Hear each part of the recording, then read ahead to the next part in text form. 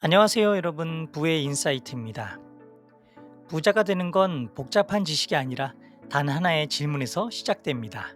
나는 지금 돈의 몇 번째 계단에 서 있는가? 돈에는 구조가 있죠. 그리고 그 구조는 마치 계단처럼 생겼습니다. 20대, 30대, 40대, 60대, 그리고 그 이후까지 각 시기마다 배워야 할 돈의 원리는 완전히 다르다고 설명하고 있는데요. 문제는 능력이 아니라 순서를 우리가 모르고 있다고 말하고 있습니다. 책에서는 이렇게 고백하고 있습니다. 40대 중반에 사업소득을 올리는 길로 진작에 뛰어들었어야 했다. 하지만 나는 근로소득에 안주했다. 50대에 퇴직하고 나니 사업에 어떻게 접근해야 하는지 정말 막막하다. 50억을 모은 사람도 이렇게 후회하고 있습니다. 왜? 계단의 순서를 늦게 깨달았기 때문이죠. 우리는 부자가 어떻게 될까? 이 부분을 항상 고민하죠. 지금 여러분이 서 있는 위치를 정확하게 알고 있지 못하다면 여러분 절대 부자가 될 수 없습니다. 하지만 현재 위치를 명확하게 알고 어떻게 계단을 올라갈 수 있는지 그것을 정확히 이해한다면 누구든 끝까지 부의 계단을 올라갈 수 있을 겁니다. 그동안 아무도 알려주지 않았던 진짜 돈 버는 비밀, 부의 계단을 오르는 방법, 지금부터 시작합니다. 전문가들은 너희에게 복잡한 지식을 가르친다. 그렇게 복잡하게 가르쳐야 오래 가르치고 밥벌이를 길게 할 수 있기 때문이다. 너희가 깊게 쳐다보면 본질은 생각보다 단순하다. 배움에 있어서 중요한 건 목적이다. 본질을 명확하게 깨우치려면 명확한 목적을 가지고 배우면 된다. 목적을 가지는 것, 그거 하나만으로도 배움의 깊이가 확연하게 달라진다. 오늘은 돈의 원리를 계단에 비유해서 설명하려고 한다. 계단이란 사전적 의미로 사람이 오르내리기 위하여 건물이나 비탈에 만든 층층대를 말한다. 높은 곳으로 쉽게 올라가는 계단처럼 돈도 올라가는 계단이 있다.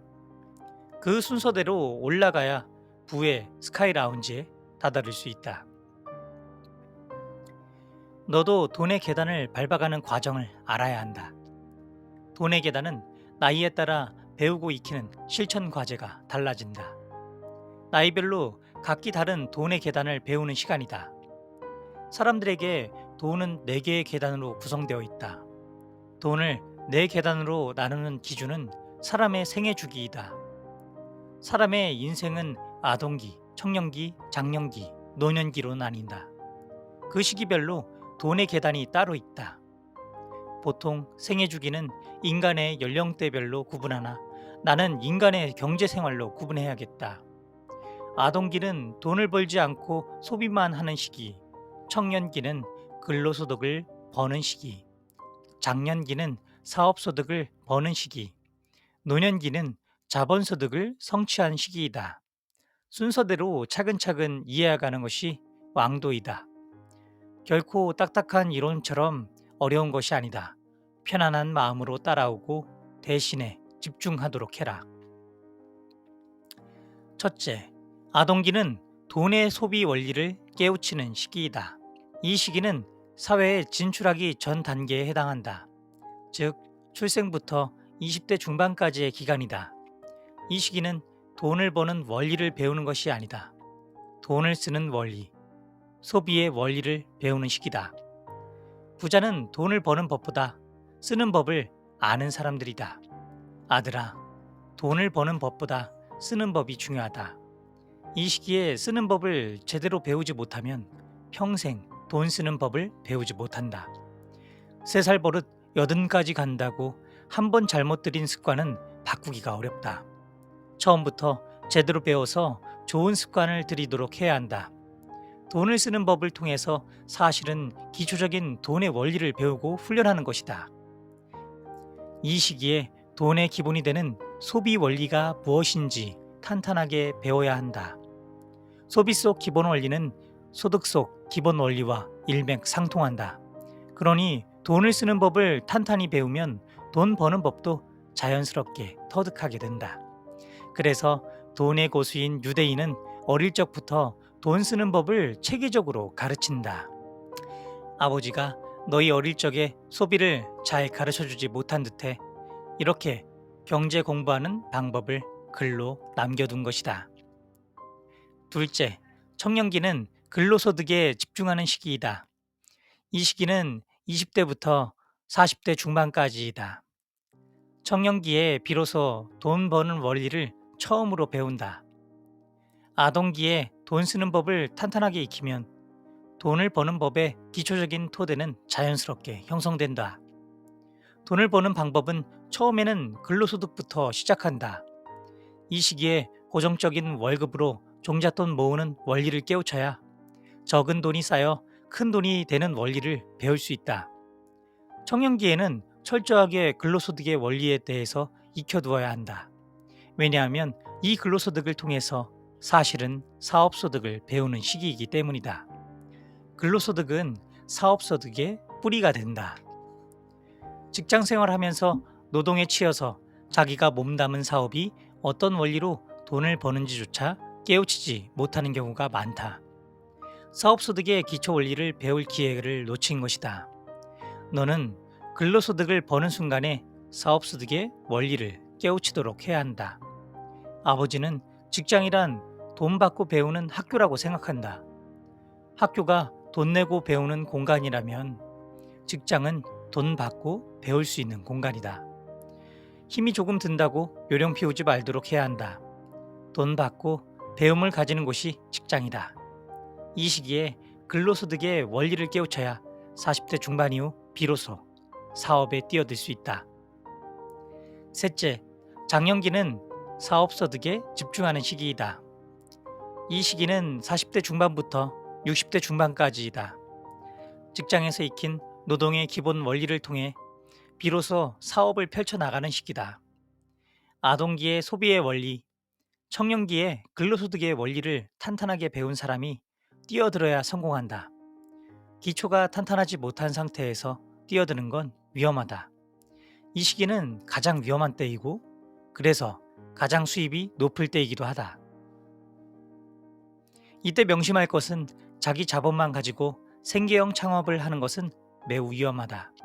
핵심은 남의 돈을 투자받아서 법인으로 주식회사를 설립하는 데 있다.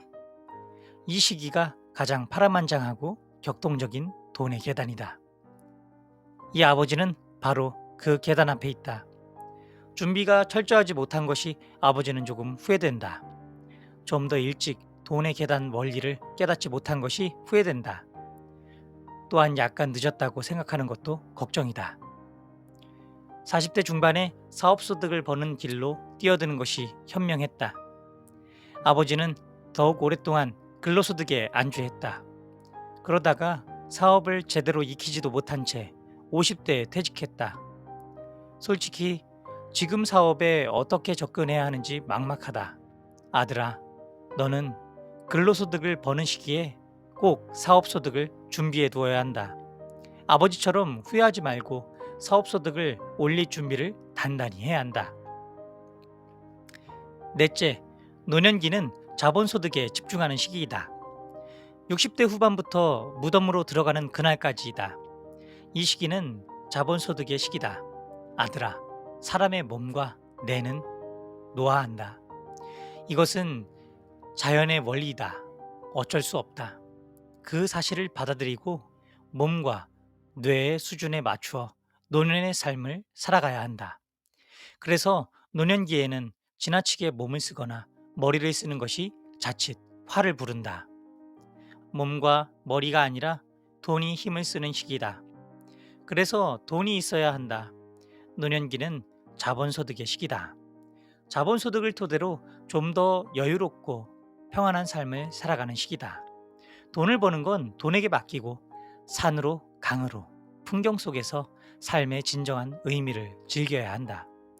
노년기에 뒤늦게 아동기의 소비를 배우고 청년기에 근로소득으로 몸을 고달프게 하고 장년기에 사업소득으로 머리를 고달프게 하는 건 수명을 재촉하는 일이다. 자본소득으로 삶의 여유를 즐길 수 있도록 모은 돈은 있어야 한다. 오늘 공부한 돈의 계단을 정리하면 이렇다. 첫째, 아동기는 돈의 소비 원리를 깨우치는 시기이다. 둘째, 청년기는 근로소득에 집중하는 시기이다. 셋째, 장년기는 사업소득에 집중하는 시기이다. 넷째, 노년기는 자본소득에 집중하는 시기이다. 너희는 지금 아동기의 소비를 벗어나 근로소득을 익혀야 하는 시기에 있다. 아동기에 배워야 하는 돈의 소비 원리를 마무리 공부해 두고 근로소득으로 뛰어들 준비를 단단히 해야 한다. 취업시장도 한겨울이다. 근로소득으로 돈을 버는 일도 만만치 않다. 그렇다고 취업의 어려움을 피하려고 바로 사업소득으로 가려 해서는 안 된다. 돈의 계단은 순서대로 밟고 가는 것이 좋다. 한 번에 두 단계를 오르려고 하는 시도는 위험하다. 자칫 잘못하면 밑바닥으로 떨어져서 처음부터 다시 올라가야 한다. 차근차근 시기에 맞추어 계단을 올라가야 한다. 이 아버지는 근로소득의 계단에 조금 오래 머무는 듯하다. 아버지도 몸과 마음을 빨리 추스리겠다.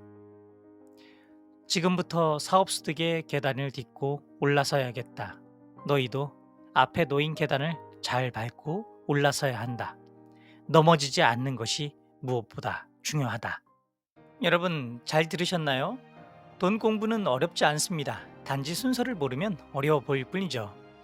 다시 한번 정리해 보겠습니다.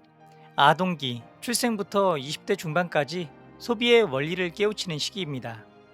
돈 쓰는 법을 제대로 배우지 못하면 평생 돈 쓰는 법을 배우지 못합니다. 3살 버릇 80까지 간다는 말 여기서 시작됩니다. 청년기, 20대부터 40대 중반까지 근로소득의 기초를 다지는 시기입니다. 직장을 단순히 월급 받는 곳으로만 보지 마세요. 돈 받고 사업의 원리를 배우는 훈련장이라고 생각하세요. 장년기, 40대 중반부터 60대 중반까지 사업소득으로 도약하는 시기입니다. 하지만 명심하세요. 자기 돈만으로 시작하는 건 정말 위험합니다.